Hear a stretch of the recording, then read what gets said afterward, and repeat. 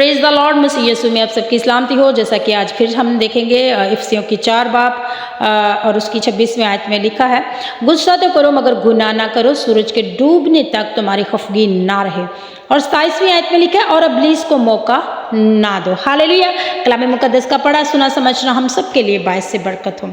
लोग गुस्सा करते हैं, बात बात पर गुस्सा करते हैं और जुबान से बात बात पर गाली देते हैं, बात बात पर वो बुरे लफ्ज़ अपने ज़बान से निकालते हैं। लेकिन जो हमारी ज़बान से, हमारे अंदर से जो लफ्ज़ निकलते हैं वो दिल से निकलते हैं, और वो हम क्या करते हैं? गुनाह करते हैं। गुस्सा तो करो मगर गुनाह ना करो। कलाम मुकद्दस में यूं मरकूम है, सूरज के डूबने तक तुम्हारी खफगी ना रहे।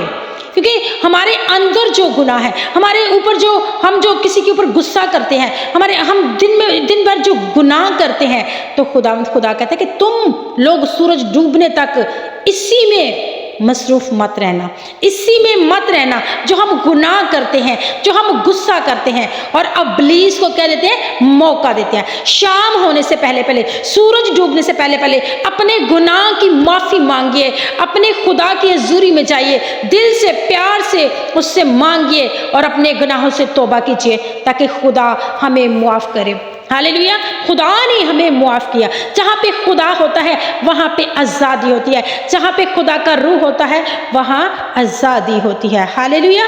खुदावंद आप सबको बरकत दे। आमीन।